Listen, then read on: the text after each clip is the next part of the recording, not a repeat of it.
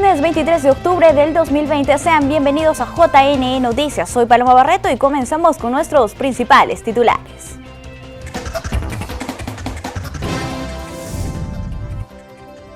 JNE incrementa alianzas informativas con canales regionales.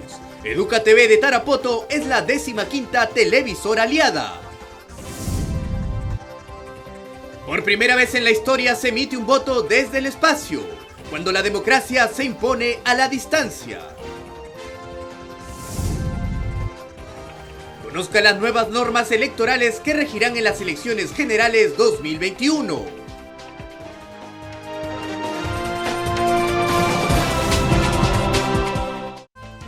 Vamos con el desarrollo de nuestra información. Presten mucha atención porque la Escuela Electoral y de Gobernabilidad prepara un curso internacional sobre argumentación jurídica electoral. A continuación, los detalles. Del 28 de octubre al 22 de noviembre, la Escuela Electoral y de Gobernabilidad del Jurado Nacional de Elecciones realizará una nueva capacitación para los interesados en formarse en temas comiciales. En esta oportunidad será un curso internacional en argumentación jurídica electoral y jurisprudencia sobre derechos políticos, con un total de 30 horas lectivas divididas en 3 módulos. La plana docente está compuesta por diversos especialistas nacionales e internacionales, entre ellos el ex magistrado del Pleno del Jurado Nacional de Elecciones, Raúl Chanamé Orbe, y el jurista mexicano y especialista en Derecho Electoral, José de Jesús Orozco Enríquez. La Escuela Electoral y de Gobernabilidad es el órgano de altos estudios electorales, de investigación académica y de apoyo técnico al desarrollo y cumplimiento de los objetivos del ente comicial. Para más información o detalles, ingresar al sitio web de la escuela www.eseg.edu.pe o escribir al correo electrónico escuelaelectoral@jne.gov.pe. La Dirección Nacional de Educación y Formación Cívica Ciudadana elaboró un material audiovisual sobre los hitos más relevantes de la historia del Jurado Nacional de Elecciones en el marco del Bicentenario de la República. A puertas de celebrar el Bicentenario de la República Peruana, el Jurado Nacional de Elecciones, a través de la Dirección Nacional de Educación y Formación Cívica Ciudadana, difunde 3 videos sobre la historia del ente comicial a lo largo de estos 89 años de vida institucional. En el material audiovisual se pueden observar hitos importantes como la creación del JNE, el cual se originó por Decreto Ley 7177 en mayo de 1931. Durante este tiempo, el presidente de la Junta de Gobierno fue David Samanes Ocampo. Asimismo, cuenta la evolución y el paso del ente comicial por los distintos edificios históricos de Lima, hasta su llegada a la sede central ubicada en la 10ª cuadra de la avenida Nicolás de Piérola. Además, se destaca el Museo Electoral y de la Democracia, el cual resguarda valiosos bienes culturales que cuentan la historia de las votaciones en el Perú. También se puede encontrar en el video informaciones sobre las labores actuales que realiza el Jurado Nacional de Elecciones en el marco de los diferentes procesos de sufragio.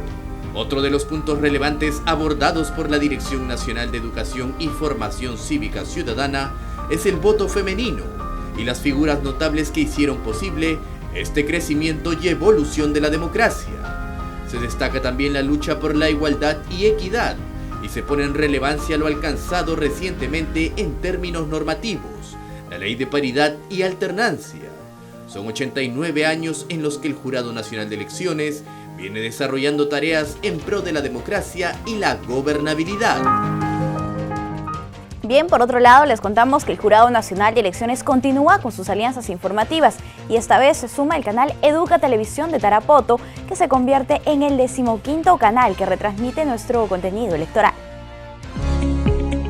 Educa Televisión de Tarapoto se convierte en el medio regional número 15 que retransmite el contenido noticioso y electoral del canal del Jurado Nacional de Elecciones. La gerenta general de Educa TV nos contó sobre la información que el canal emite. Con el objetivo de contribuir en la comunidad, en nuestro país, con educación y cultura. Sabemos que los medios de comunicación son un cuarto poder del Estado, de alguna manera, y tienen mucha influencia en la vida de cada día de todas las personas, desde los 2 años, probablemente hasta la edad adulta, ¿no? Entonces, los medios de comunicación tienen mucha influencia. Y bueno, viendo la realidad que lamentablemente los medios de comunicación más comerciales muy poco están transmitiendo programas educativos que para todas las edades, pues nace esta idea de Educate Televisión. En ese sentido, los diversos públicos objetivos se beneficiarán con la retransmisión y fortalecerán la alianza de los medios. Consideramos que si hacemos alianzas con instituciones del Estado, porque eso va a servir para ilustrar, porque muchas veces no sabemos para qué sirve una institución del Estado. Nosotros lo que queremos es pues educar a la comunidad sobre las funciones del Jurado Nacional de Elecciones, sobre cómo es su proceso, cuál es su trabajo, cuál es su función dentro de nuestro país. Los canales que actualmente retransmiten la programación del Jurado Nacional de Elecciones son TV Mundo de Arequipa, Canal 12 San Ramón de Chanchamayo, Media TV de Ayacucho, Gaceta Ucayalina TV de Ucayali, JR Televisión de Huacho, TV Norte de Lambayeque, Primera TV de Moquegua, Astros TV de Tacna, TV Cosmos de La Libertad, TV Mundo de Cusco, RN Televisión de Yurimaguas, Conectados TV de Lima, Vía Televisión de Tarapoto y Mega Televisión de Chimbote. Educa TV se suma retransmitiendo por el canal 27 y 3.3 de la red TV San y por Facebook Live. Las alianzas estratégicas con los medios regionales se dan con el fin de llevar la más completa información electoral e institucional a ustedes y sus localidades. Es entonces que Educa TV y JNTV, siguiendo el lema de la televisora, crecerán juntos. Ahora informamos sobre las elecciones generales del 2021.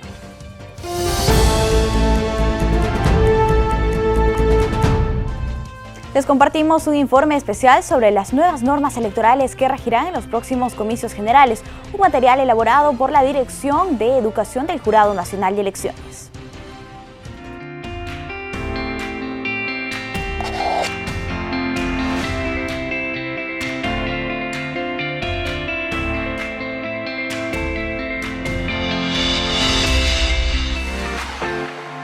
El próximo domingo 11 de abril se realizarán las elecciones generales 2021 y todos los actores involucrados deberán cumplir con las normas que rigen este proceso electoral. ¿Cuáles son las nuevas reglas electorales que las y los ciudadanos y las organizaciones políticas debemos conocer? Aquí te las explicamos. ¿Sabías que recientemente se aprobó la creación de una nueva circunscripción electoral de peruanos residentes en el extranjero? La circunscripción de peruanos en el extranjero fue originalmente una propuesta planteada por el proyecto de Código Electoral y ha sido aprobada por el Congreso de la República este año. Básicamente lo que se plantea es de que se cree una circunscripción que represente a todos los peruanos en el extranjero y a la cual se le asigne directamente 2 escaños. Lo que quiere decir de que esta circunscripción ya no entra en la repartición de escaños proporcional a la población que tiene el resto de los departamentos. La creación de esta circunscripción ha tenido un impacto en la representación de otras regiones, como por ejemplo Lima, que pasa de tener 36 escaños ahora a tan solo 33. Además, se aprobó la participación de los organismos electorales en las elecciones internas de los partidos políticos. Las elecciones internas es el proceso electoral mediante la cual las y los afiliados de las organizaciones políticas eligen a sus candidatos y candidatas para las elecciones del 2021. Existen 2 modalidades para elegir a los candidatos: las elecciones con el voto universal, secreto, libre y directo de los afiliados y las elecciones a través de delegados. Para ser candidato en las internas se requiere ser afiliado y haber inscrito dicha afiliación en el registro de organizaciones políticas hasta el 30 de septiembre. Las y los candidatos son actores sumamente importantes en un proceso de elección. En ese sentido, en la nueva normativa electoral se aprobaron algunos impedimentos para postular, por ejemplo, a candidatos o candidatas sentenciados en primera instancia por delitos dolosos. Los impedimentos para ser candidatos nacen de características que tiene una persona que lo hacen inelegible a asumir un cargo de elección popular. Los hay de 2 tipos, impedimentos penales y no penales. Los impedimentos penales han recibido una modificación este año, de tal forma que cualquier ciudadano que haya cometido un delito doloso y haya sido condenado en primera instancia esté impedido de participar del proceso electoral. Sin embargo, no hay que olvidar que existen impedimentos permanentes, es decir, impedimentos que se aplican incluso después de haber cumplido su condena, cuando estamos hablando de delitos graves como terrorismo, tráfico ilícito de drogas, violación sexual y corrupción de funcionarios. Del mismo modo, se aprobó la suspensión de inscripción de los partidos políticos que cometan faltas graves. Este año, el Congreso de la República también realizó una reforma sobre el financiamiento de las organizaciones políticas, y entre todos los cambios quisiera destacar dos. El primero de ellos está relacionado a la fiscalización de las finanzas partidarias, una tarea que se le ha encomendado a OMPE, y que ahora realiza no solamente al final del proceso, sino que puede realizarla en otros momentos, especialmente durante el mismo. Y la segunda reforma está relacionada a la prohibición de contratar directamente con espacios de radio y televisión, prohibición que ahora tiene una sanción en la ley. Por último, otro requisito que deberán cumplir las organizaciones políticas para su participación en las elecciones generales 2021 es incluir en sus listas de candidaturas al menos 50% de mujeres y deben colocarse de manera alterna. Para el caso de la plancha presidencial, las organizaciones políticas deben incluir al menos una mujer en su conformación. Las nuevas reglas electorales son un importante avance en la democracia porque promueven la participación equitativa de hombres y mujeres en la política. Buscan mejorar la representatividad y legitimidad de las organizaciones políticas y garantizar la transparencia en la campaña electoral.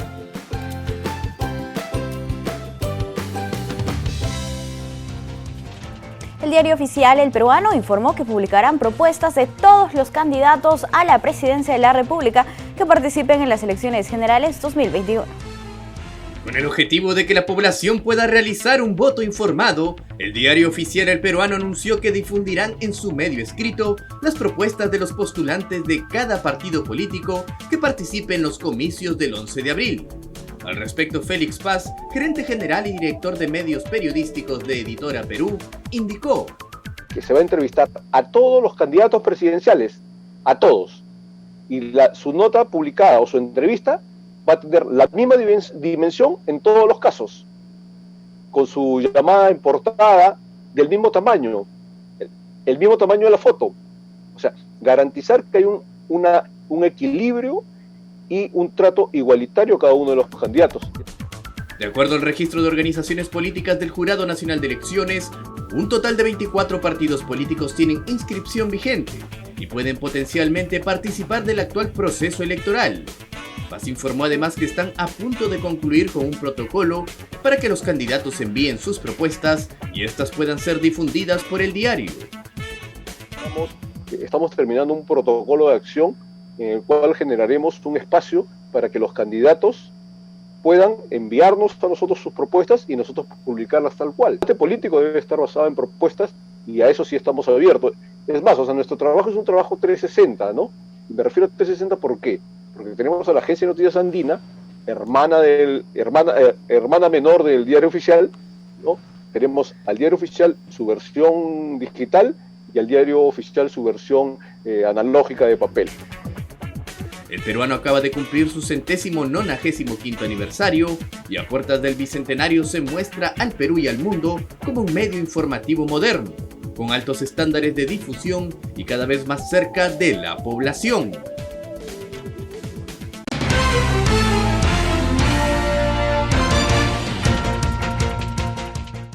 Bien, para hablar sobre la renovación y elección de cuadros directivos en los partidos políticos, ya nos encontramos con el doctor Virgilio Hurtado. Él es miembro del Instituto Peruano de Derecho Electoral y es un gusto saludarlo. ¿Cómo está? Muy buenos días, bienvenido. Muy buenos días, ¿cómo estás, Paloma? Gracias por la invitación. No, gracias a usted por acompañarnos aquí en JNE Noticias y nos gustaría que nos comente primero cómo están conformadas, cómo deben estar conformadas las directivas de las organizaciones políticas a nivel nacional y también a nivel regional. Sí, efectivamente, las organizaciones políticas entre partidos, movimientos, tienen un régimen jurídico especial que está regulado por la Ley de Organizaciones Políticas, la Ley 28.094. Y precisamente esta norma señala que las organizaciones políticas deben constituirse a través de dirigencias, cuadros directivos, ¿no? Organizaciones, dependiendo del diseño que los fundadores le den a la organización, y que el mandato de estos directivos Si es que no hay un plazo específico en la norma estatutaria, pues se presume que este mandato dura 4 años. Es decir, que en cualquier caso de omisión en la normativa estatutaria o reglamentaria interna de las organizaciones políticas, se entiende que los directivos ejercen el cargo hasta un periodo de 4 años, a partir del cual se entiende que tienen que recurrir a un proceso de democracia interna, como lo exige el artículo 35 de la Constitución Política, para renovar esos mandatos. Doctor, ¿cómo es este proceso de elección de democracia interna? Sí, la elección interna de los directivos depende de cómo se ha conformado cada organización política, cada movimiento, cada partido, ¿no? Algunos partidos, por ejemplo, optan por tener un comité ejecutivo nacional, una presidencia, una vicepresidencia, una secretaría general. De manera que el volumen de autoridades partidarias a elegir varía dependiendo de cómo está organizada la estructura de estas organizaciones. La modalidad de elección también es un tema estatutario o del desarrollo de alguna norma interna que regule los procesos democráticos, ¿no? Como suele serlo el reglamento electoral. Y los partidos pueden optar entre 2 métodos de elección de sus autoridades. Uno de ellos, precisamente, es el de recurrir a un sufragio indirecto de los afiliados para que a través de delegados se elija a las autoridades partidarias. El otro método de selección es a través de sufragio directo a cargo de los propios afiliados que sin ningún tipo de intermediación eligen a las autoridades partidarias. El volumen de las autoridades partidarias nacionales a elegir, como les decía, varía de cómo la organización se estructure al interior del cuerpo estatutario, de la norma estatutaria. Y hay, por ejemplo, comités ejecutivos nacionales que están integrados por 5, 6, 7 directores o secretarios nacionales, y también existen comités ejecutivos nacionales integrados por un mayor volumen de dirigentes, ¿no? Hay comités ejecutivos nacionales que tienen más de 20 autoridades partidarias y claro, pues no es que haga la elección más compleja, sino que tienen una cantidad mayor de órganos especializados integrantes del Comité Ejecutivo Nacional, ¿no? Algunos optan por depositar la responsabilidad del ejercicio de las atribuciones administrativas a un presidente, ¿no? Otras organizaciones políticas recurren pues a la figura del secretario general, ¿no? Sin perjuicio de ello, hay otras también que combinan la existencia de ambos cargos y evidentemente en el desarrollo de las competencias a nivel estatutario se va a especificar qué le corresponde a cada uno, ¿no? ¿Cuáles son sus funciones? Claro, por lo general cuando se combina en un estatuto este tipo de órganos, ¿no? La Secretaría General se encarga más que todo de articular el trabajo de las secretarías ya sectoriales o más específicas, ¿no? Claro. Bien, eso ya depende de cada organización política, ¿no? Y de lo que establezca su estatuto. Sin embargo, nos gustaría saber si los organismos del sistema electoral tienen algún tipo de participación dentro de la democracia interna de cada organización política.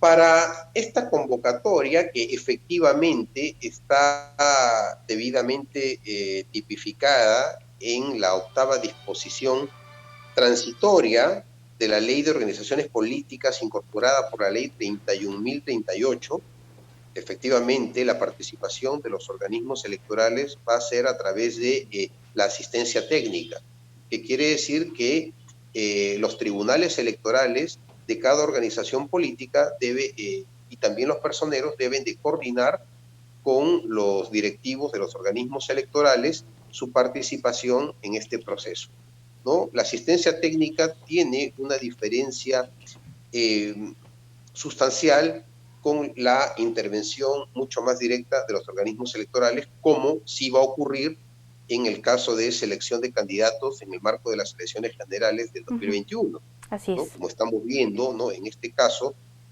por ejemplo, el Registro Nacional de Identificación y Estado Civil elabore el padrón electoral de cada organización política que va a ser aprobado por el Jurado Nacional de Elecciones.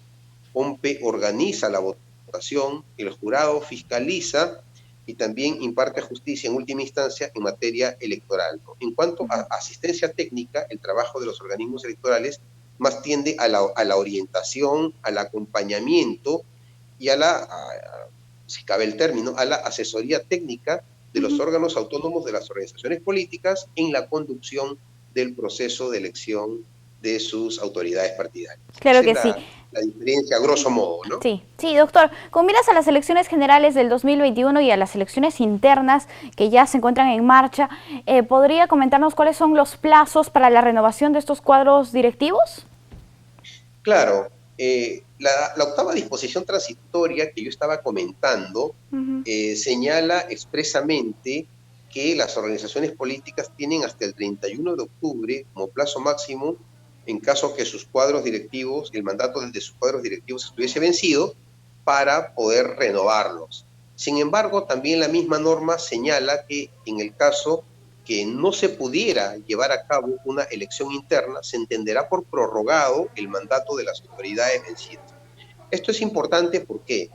Porque la ley no es que dé un cheque en blanco a las organizaciones políticas y les exonere de la responsabilidad de renovar el mandato de sus cuadros, sino que lo que se intenta con ello es que la elección interna para renovación de cuadros no constituya un requisito o un óbice para que la organización política, llámese este caso partido político o alguna alianza electoral que decidan conformar, no quede impedida de participar como una opción de los ciudadanos en estas elecciones generales del 2021. Entonces, ¿qué quiere decir? De que en caso no se pudiera, ¿por qué? Porque también la norma electoral es muy exigente al señalar también plazos para que los partidos políticos lleven a cabo la elección interna de sus candidatos en este marco de las elecciones generales. O sea, estamos hablando posiblemente de, más que fijo, calendarios electorales superpuestos. Entonces, a fin de que en algunos casos de imposibilidad no se pueda concretar con la renovación del mandato de las autoridades partidarias, es que esta elección quedaría prorrogada, con cargo a que una vez concluida esta situación, que fuerza y exige el redoblamiento del trabajo al interior de las organizaciones políticas, una vez concluida esta etapa, ellos puedan abocarse a la elección interna de autoridades partidarias. De modo que no es una prórroga ad infinitum, ¿no? Y seguro el Jurado Nacional de Elecciones en su oportunidad va a estar seguro emitiendo la normativa correspondiente para hacer el seguimiento a esta elección, como lo viene haciendo el registro de organizaciones políticas, ¿no? Que cuando se vence el mandato de las autoridades partidarias, oficia a cada organización política advirtiendo ello e indicándole pues que tiene que elegir a sus autoridades, ¿no? Yo creo que culminada esta situación de superposición de calendarios y de la urgencia y prioridad que tienen los partidos de seleccionar a sus candidatos de cara a las elecciones generales del 2021, el Jurado Nacional de Elecciones, a través del registro de organizaciones políticas, seguro van a estar oficiando a las organizaciones políticas legales, claro, o a los tribunales electorales de cada organización para que se aboquen a la conducción de ese proceso. Listo. Bien, doctor, excelente información. Muchísimas gracias por acompañarnos aquí en JN Noticias. Muchas gracias por la invitación, Paloma, y quedo a la orden para cualquier otra entrevista. Hasta una próxima oportunidad. Queridos amigos, nosotros vamos a hacer una pausa, volvemos con más.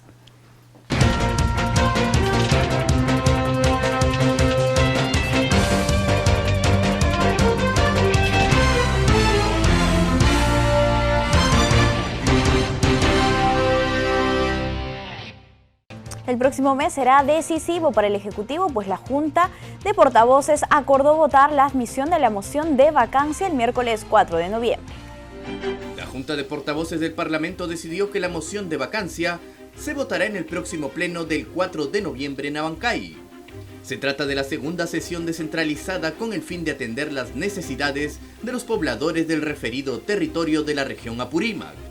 Esta segunda vacancia contra el presidente de la República, Martín Vizcarra, se da en el marco de los presuntos sobornos que habría recibido de empresas del Club de la Construcción, cuando era gobernador regional de Moquegua entre el 2011 y 2014. De acuerdo a la normativa, para admitir a trámite una moción de esta naturaleza se necesitan 26 firmas, mientras que para admitir a debate se requieren 52 votos y para proceder con la vacancia 87. Como se recuerda, en julio pasado, el Pleno del Congreso sesionó en la ciudad de Trujillo, La Libertad, donde se aprobaron importantes proyectos de ley a favor del desarrollo de esta región afectada por la pandemia de la COVID-19. Asimismo, el Pleno del Legislativo Nacional sesionará en la ciudad de Abancay, región de Purímac, el próximo 4 de noviembre. El presidente del Congreso, Manuel Merino, informó que el próximo miércoles 4 de noviembre el Parlamento llevará a cabo un segundo pleno descentralizado en la ciudad de Abancay, en la región de Apurímac. El titular del Legislativo indicó que los legisladores que deseen asistir a la referida sesión plenaria deberán coordinar con sus respectivos voceros. Esta será la segunda sesión del Pleno descentralizada del actual periodo legislativo. El primer pleno descentralizado a cargo de Manuel Merino se llevó a cabo en la ciudad de Trujillo el pasado 13 de julio. En los plenos descentralizados se suelen debatir proyectos relacionados con la jurisdicción donde estos se desarrollan. Asimismo, según detalló el presidente del Legislativo, el próximo lunes 26 iniciará la semana de representación, en la que cada congresista debe acudir a la región a la que pertenece. En una jornada maratónica, el Poder Judicial desestimó el pedido de prisión preventiva contra 4 investigados en el caso Richard Cisneros. Veamos los detalles. El Poder Judicial desestimó el pedido de prisión preventiva por 9 meses para 4 investigados por la presunta contratación irregular de Richard Cisneros en el Ministerio de Cultura. Se trata de Miriam Morales Córdoba, Óscar Vázquez Segarra, Liliana Chanamé Castillo y Richard Cisneros, implicados en las indagaciones. La jueza Sonia Basalar señaló que la Fiscalía no logró demostrar que existan suficientes elementos de convicción en relación a los presuntos delitos cometidos. Sin embargo, precisó que las investigaciones continuarán, por lo que se decidió imponer comparecencia restringida. Tras la audiencia virtual, se concluyó que los investigados no podrán ausentarse de sus domicilios, tampoco comunicarse con los demás investigados y deberán asistir al control biométrico cada 30 días.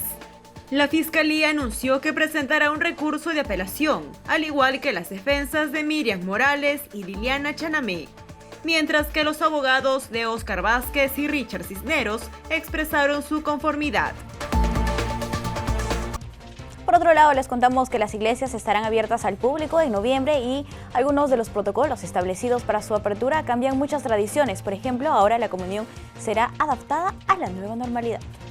Luego que el presidente Martín Vizcarra anunciara que las iglesias abrirán sus puertas a los fieles en noviembre, llega otro anuncio. Se trata de la comunión católica, la misma que se recibe en las misas, estableciendo que la hostia no sea entregada en la boca, sino en la mano del que desee prestar comunión. El presidente del Consejo de Ministros, Walter Martos, indicó que los asistentes a las iglesias deberán cumplir los protocolos sanitarios establecidos y cada iglesia tendrá un aforo de 1/3 de su capacidad. Por ello, según el nuevo protocolo, la tradición de recibir la hostia en la boca quedó atrás, ello con la finalidad de prevenir los contagios de la COVID-19. Esta decisión fue tomada en conjunto de los representantes y el Ministerio de Salud. Otra de las disposiciones es que ya no se va a usar el agua bendita. Se va a tomar la temperatura al ingreso y se tendrá que cumplir el distanciamiento social dentro de la iglesia y el uso de mascarillas en todo momento. El gobierno hace referencia a que la apertura de las entidades religiosas se dan para que la gente de fe se acerque a su guía espiritual en estos momentos tan difíciles que atravesamos, ya que la pandemia no solo nos trajo problemas de salud y económicos, entre otros, también afectó nuestra fe en pensar en un futuro de regreso a la normalidad. Amigos, ahora nos vamos al sur peruano porque un centro poblado en Arequipa se convierte en el primero en todo el país donde se reactivó las clases de forma presencial, debido a que no se presentaron casos de la COVID-19 en dicha jurisdicción. Con mascarillas, protectores faciales y carpetas separadas, los estudiantes y maestros del centro poblado de San Cristóbal del distrito de Yanaquihua, en Arequipa, se convirtieron en los primeros en reiniciar las clases presenciales en todo el país. La medida se da luego de que el Ministerio de Educación emitiera una resolución que permite reanudar las labores en las instituciones rurales en donde no se haya presentado casos de la COVID-19. El gerente regional de educación Raúl Sánchez Miranda explicó que en el centro poblado de San Cristóbal no llega la señal de radio y televisión para acceder al programa Aprendo en Casa del Ministerio de Educación y la señal de internet es de acceso limitado, por lo que muchos niños dejaron de estudiar. No voy a permitir que estos niños, mis hijos, nuestros hijos, dejen de aprender. Y es por esto que estamos reaperturando de vuelta la educación presencial. Son al menos 200 escolares de Condesuyos quienes retornarán a las clases presenciales. Cabe resaltar que previamente se estableció los protocolos de bioseguridad, en donde se habilitó 10 aulas con un aforo de 4 estudiantes cada uno. En Trujillo, una noble labor han realizado obstetras de esta región, que solo en la zona de Alto Trujillo trajeron al mundo a más de 300 bebés en plena pandemia. Veamos el informe de TV Cosmos. Uno de los establecimientos de atención primaria que siguió brindando los servicios a la población durante la emergencia sanitaria por la COVID-19 fue el Centro de Salud Alto Trujillo del Porvenir. Más de 300 recién nacidos en la sala de partos y emergencias registraron. Nosotros aproximadamente durante el tiempo de pandemia se están atendiendo un aproximado de 300 recién nacidos. Para una madre COVID que brinde su lactancia materna a su recién nacido, esta madre tiene que asegurar el lavado de manos. Esta madre tiene que usar la mascarilla correctamente, asegurando allí la no infección COVID madre-niño. Roxana Riveros, enfermera de este centro de salud, informó además que los partos prematuros eran atendidos en los hospitales de Trujillo porque cuentan con mayor logística. Además, recordó que a los 2 meses de haber nacido, el niño recibe 4 vacunas, las cuales son contra el rotavirus, poliomielitis, neumococo y que las madres deben tener en cuenta para inmunizar a sus pequeños. La ministra Pilar Macetti aclara que la aplicación de la vacuna contra la COVID-19 es decisión de las personas y descarta totalmente la obligatoriedad. La ministra de Salud Pilar Macetti descartó la obligatoriedad de la aplicación de la vacuna contra el nuevo coronavirus en nuestro país, cuando este sea adquirido por el gobierno y se encuentre disponible a la ciudadanía. Según explicó ante la Comisión de Salud y Población del Congreso, el Ministerio de Salud no impone la obligatoriedad de ningún medicamento o procedimiento, menos de una vacuna, y precisó que es decisión de cada persona. Agregó que los médicos se encargarán de explicar las características de las vacunas, los pro, los contra, los riesgos y cada uno tomará su decisión. En el caso de los menores de edad, cuando haya vacuna, los padres son los responsables de esa decisión, sostuvo. Ahora tenemos contacto con Ana Bendezú de la Agencia de Noticias Andina y las 5 noticias oficiales más importantes del día. Bienvenidos, desde la Agencia de Noticias Andina estas son las 5 noticias del día. El Congreso de la República reanudará la sesión del Pleno virtual que se suspendió anoche. El primer punto en agenda es continuar con la votación para la ley antimonopolio. El decano del Colegio Médico del Perú, Miguel Palacios, respaldó la decisión del Ejecutivo de permitir el uso de las playas solo de lunes a jueves para evitar aglomeraciones. Agregó también que la clave del éxito será el control de aforo y vigilancia. En lo que va de la pandemia, más de 1.200 personas donaron a través del Donamóvil del Instituto Nacional de Salud del Niño de San Borja, con lo cual se benefició a los pequeños pacientes de dicha institución. El Donamóvil acude a la vivienda de aquellos que desean donar sangre. Representantes de la Agencia de Cooperación Internacional de Corea entregaron más de 5.000 equipos sanitarios al gobierno regional de Amazonas para la población vulnerable al COVID, como para adultos mayores y pobladores indígenas. Hoy se realizará el tercer sorteo del 2020 del pago puntual de los impuestos vehicular, predial y arbitrios. Según informó el SAT, los premios del sorteo son gift cards para compras por 1.500 soles. La lista de los ganadores será publicada en la cuenta de Facebook del SAT. No se olviden que el desarrollo de estas y otras noticias las pueden encontrar en todas nuestras plataformas digitales y, por supuesto, pueden visitar andina.p.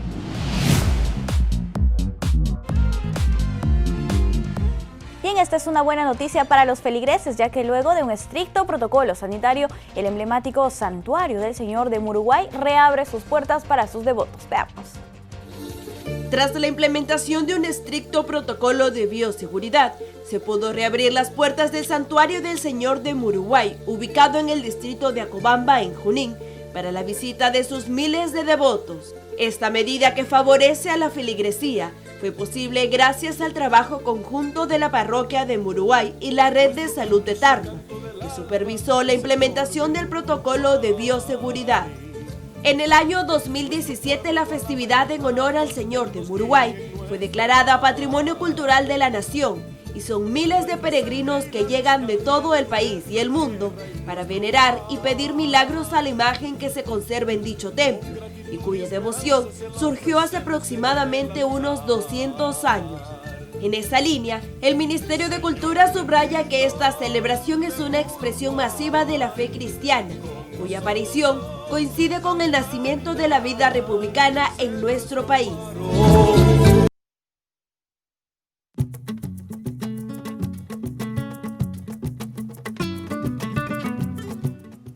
Es momento de escuchar a Carolina Díaz y su agenda cultural. Muy buenos días, Carolina, ¿cómo estás? Hola Paloma, buenos días, gracias por el pase. Vamos a comenzar rápidamente con las recomendaciones. Una de las primeras es el Teatro en Casa, que viene con la obra teatral Vota por mí. Esta obra teatral que tuvo gran acogida por el público en el tiempo que estuvo exhibiéndose y versa sobre unas elecciones presidenciales y 3 candidatos que buscarán ser elegidos por el público en la campaña presidencial, que es muy divertida, en la cual se verán los debates, las propuestas, los spots, la segunda vuelta y todo lo que se da en una campaña política. Los personajes que le dan vida son Carlos Carlín, Cristian Isla y Pablo Saldarriaga. La transmisión será totalmente gratis y por el Facebook de BBVA este sábado 24, o sea mañana, a las 8 de la noche. Reserven su fin de semana para esta propuesta. Bien, por otro lado, también queremos recomendarles un festival que se denomina iFestival Arequipa, que va a comenzar este 28 de octubre al 8 de noviembre. Esta es la 6ª edición en uno de los eventos culturales más importantes del Perú. Esta vez será digital y gratuita. Los participantes podrán interactuar por medio de la plataforma Zoom. El festival difunde temas de humanidades, las ciencias y las artes a través de conversaciones entre autores, pensadores, científicos, políticos y artistas del primer nivel de todo el mundo. Las sesiones quedarán grabadas, disponibles hasta este 15 de noviembre, para que puedan verlo más personas desde cualquier parte del mundo. Todos los eventos son gratuitos, ingresando a la página www.ifestival.com/arequipa-eventos. Seleccione los eventos a los que quiera asistir y reserve su cupo introduciendo sus datos personales. Es muy fácil, yo ya me inscribí en una, así que los invito a hacerla también. Hasta aquí con la agenda cultural. Muchísimas gracias por la excelente información, que tengas un lindo fin de semana. Nosotros vamos con nuestro bloque internacional.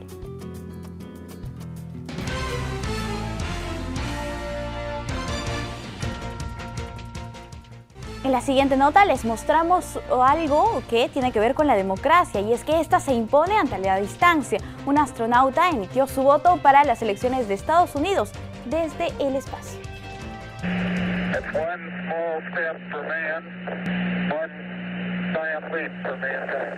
Ni la distancia ni la gravedad lograron que el astronauta Keith Rubins no cumpla con su derecho de votar anticipadamente para las elecciones presidenciales del 3 de noviembre.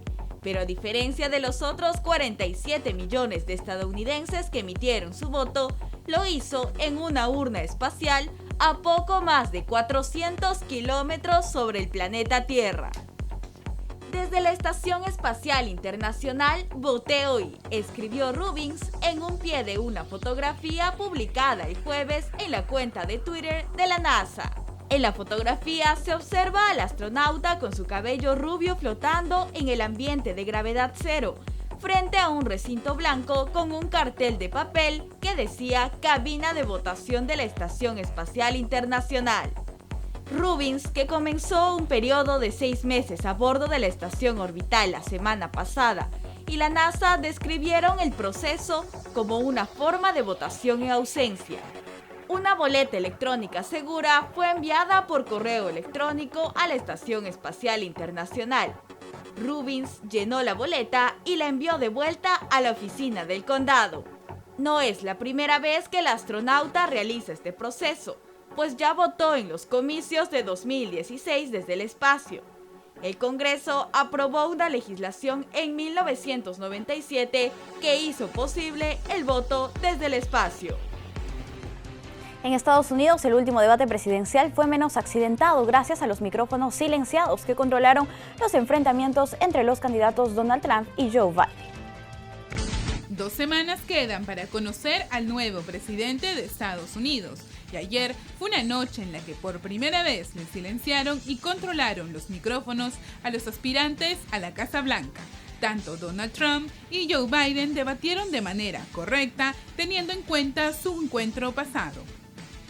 Este último debate con miras a la presidencia se realizó en Nashville, Tennessee. Efectivamente, tuvo menos interrupciones, pero sí estuvieron presentes las acusaciones por parte de ambos candidatos. Trump le recordó al ex vicepresidente su gestión cuando manejó la gripe H1N1, por la que fue duramente criticado. Además, fue contundente al señalar que al lado de Obama no hizo mucho por los estadounidenses.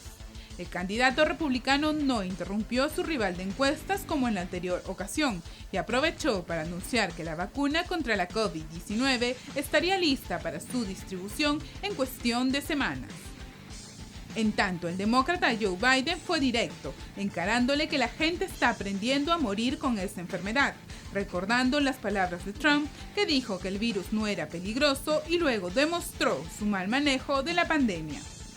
Este encuentro será previo al 3 de noviembre, en el que los ciudadanos elegirán a la persona que levante un país afectado tanto en la salud como en la economía de muchos estadounidenses.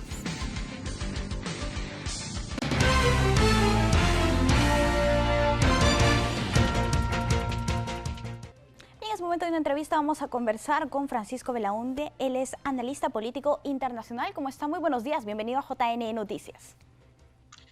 Buenos días, muchas gracias por la invitación. Muchas gracias a usted por estar aquí con nosotros. Nos gustaría que nos comente los detalles sobre este plebiscito nacional en Chile para una nueva constitución. ¿De qué se trata? ¿Qué votarán este domingo los chilenos en las urnas? Bueno, este paso que se está dando para elegir si se va a dar, no todo, en realidad es para elegir si se va a iniciar todo un procedimiento de cambio de constitución, ¿no? Es la primera etapa de un procedimiento que va a tomar,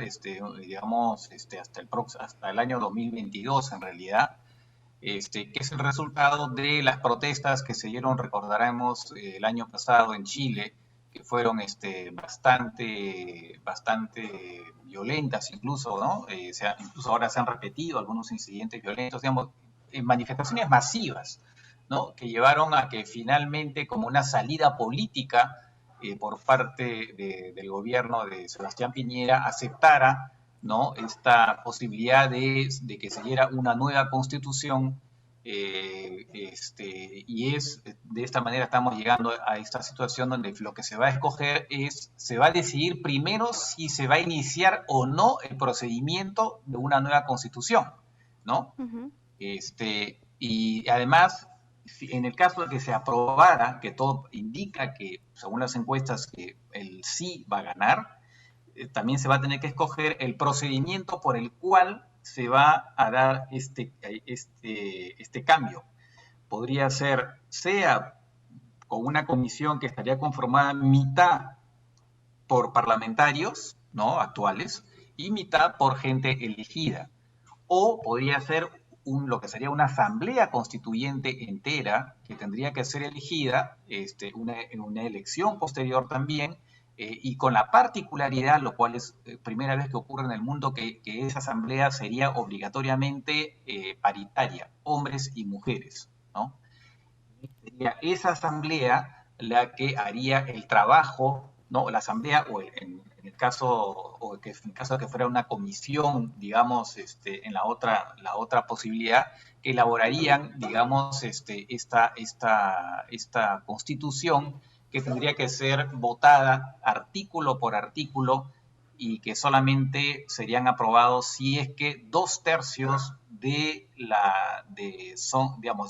esos organismos, ¿no? Uno u otro organismo son los que finalmente los aprueban, ¿no? O sea y de ahí, una vez que se aprueba, se pasaría a un nuevo plebiscito para que la población se exprese, ¿no? Claro, pero en todo caso, en este plebiscito lo que van a votar los chilenos es a 2 preguntas. Tendrán que dar respuesta a estas 2 preguntas y nos gustaría que nos comente un poco de cómo se encuentra en este momento el país vecino, el contexto más o menos, porque recordemos que hace un año ha habido este estallido social y, como usted lo decía, que incluso ha desatado violentas protestas. ¿Cómo se encuentra ahora Chile? Bueno, justamente, ¿no? Se ha vuelto a producir el 18 de octubre, se han producido una nueva manifestación, ¿no? Y lamentablemente también con incidentes violentos, ¿no? 2 iglesias han sido incendiadas, ha habido también disturbios, ¿no? Y entonces un poco que el clima en Chile sigue estando bastante tenso, ¿no? Bastante tenso con esta situación, pero todo parece indicar, en todo caso, que ganaría el sí, ¿no? O sea, que la posibilidad de cambiar la Constitución. Lo que no se sabe aún, porque en Chile el voto no es obligatorio, es cuál va a ser la participación. Claro. Usualmente, digamos, la última elección que hubo presidencial, menos del 50% de la población fue a votar, que es lo que ocurre muchas veces en los países donde el voto no es obligatorio, ¿no? Entonces ese sería en todo caso tal vez la mayor incógnita para el plebiscito del domingo. Y a esto hay que sumarle la pandemia en la que nos encontramos, ¿no? Entonces seguramente muchas personas van a preferir su salud, salvaguardar su vida, su integridad, antes que ir a contagiarse, digamos, a las urnas. En ese sentido, los órganos electorales de este país han previsto ya ciertos protocolos. Bueno, justamente el problema está en que las personas que, digamos, han sido, a las que, digamos, aquellas personas a las que han sido contaminadas, infectadas, no van a poder votar. Justamente no se ha previsto esa situación y por lo tanto las personas con un diagnóstico, digamos, cuyos test hayan demostrado que son portadores del virus, simplemente no van a poder votar, ¿no? Ahora, ¿cómo se va a poder determinar eso? Bueno, eso ya está dentro de los detalles, digamos, los protocolos, pero no se va a poder votar y eso es algo que se ha criticado, ¿no? Que finalmente el organismo electoral no ha tomado o realmente no ha tenido el tiempo de tomar las previsiones del caso, lo que quiere decir que en este primer plebiscito esas personas contaminadas no van a poder votar y se está diciendo que en todo caso para la siguiente etapa, ¿no? Sí se tomen las precauciones para que puedan votar, porque eventualmente este tema del virus todavía podría demorar un tiempo, ¿no? Claro, ¿existiría una segunda etapa de votación sobre el mismo plebiscito? Sí, claro, porque lo que pasa es que ahora lo único que se está votando es si se va a iniciar el procedimiento o no de ir a una nueva constitución, y al mismo tiempo se va a votar por cuál de los 2 mecanismos se va a adoptar. Es decir, en caso de que sea el sí que gana, en paralelo se va a determinar, ¿va a haber una asamblea constituyente o va a haber una especie de órgano que va a estar compuesto mitad de actuales parlamentarios y mitad de gente el que va a tener que ser elegida, ¿no? Entonces serían cualquiera de estos 2 organismos, ¿no? Y entonces, en el caso que van a tener que producirse una elección para elegir a los quienes van a componer estos órganos, ¿no? Y después se va a tener que votar también por la constitución que sea aprobada finalmente por alguno de estos dos órganos. Van a haber 3 votos en total. Claro, entonces se daría en diferentes etapas, como usted lo manifiesta, sí, ¿no? Exactamente. Bien, nos gustaría analizar un poco cómo es la constitución de ahora que rige al país chileno, cuándo ha sido aprobada, desde cuándo está en vigencia y cuáles son, digamos, los puntos más importantes que se tendrían que modificar. A ver, la constitución actual es una constitución, Chile solamente ha tenido 3 constituciones, ¿no? Es lo que nos diferencia a nosotros, que hemos tenido por lo menos 12, ¿no? Ha tenido una mayor estabilidad política Chile en general. Esta constitución viene del final del régimen de Pinochet. Digamos que Pinochet, de alguna manera, arregló un poco el término de del régimen militar, ¿no? Previendo la aprobación de una constitución por una comisión, ¿no? Que de alguna manera asentara los principios, en particular principios económicos de la gestión de Pinochet, es decir, una economía libre de mercado, ¿no? Muy centrada en lo privado, y por lo tanto dando poco espacio a lo que sería la actividad del Estado, ¿no? Entonces, esa fue la constitución, fue la constitución, digamos, que se adoptó finalmente, y es precisamente lo que se ha cuestionado por una serie de personas ahora que dicen que Chile, si bien es verdad que es un país que ha progresado enormemente al punto de ser considerado estar prácticamente en el umbral de convertirse un país desarrollado.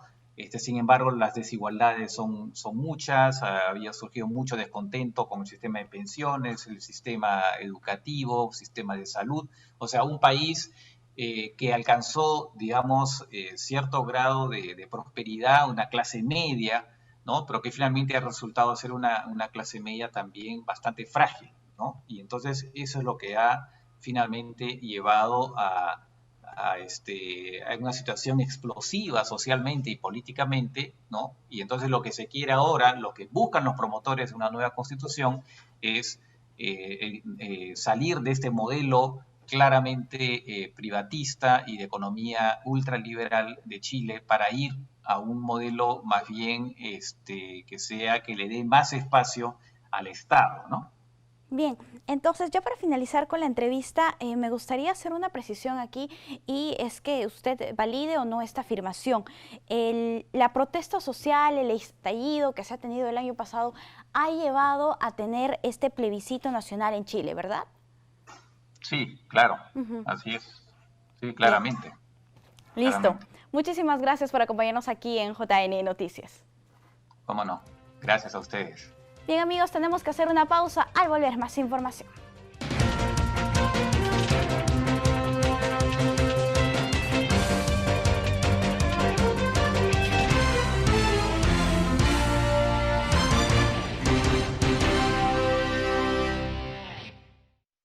La situación de la canciller de Bélgica, Sophie Wilmès, se agravó días después de contraer el nuevo coronavirus y tuvo que ser internada en cuidados intensivos, donde se encuentra luchando por su salud. La ministra belga de Relaciones Exteriores, Sophie Wilmès, fue internada en la unidad de cuidados intensivos en un hospital de Bruselas tras haberse contagiado de la COVID-19. La funcionaria de 45 años, quien al inicio de la pandemia de coronavirus ocupó el cargo de primera ministra, habría anunciado la semana pasada que dio positivo y desde entonces se encontraba en aislamiento. Sin embargo, su cuadro se deterioró y fue hospitalizada.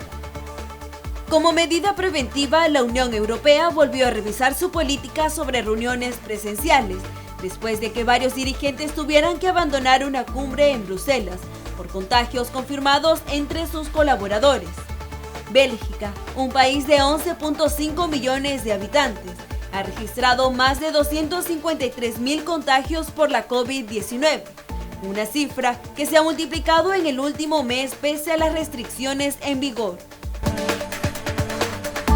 Bien amigos, llegamos al final del programa. Gracias por acompañarnos y los invitamos a seguirnos siempre en los canales 44 y 516 de Movistar, las redes del Jurado Nacional de Elecciones. Los dejamos con imágenes de la bella ciudad de Iquitos. Permiso.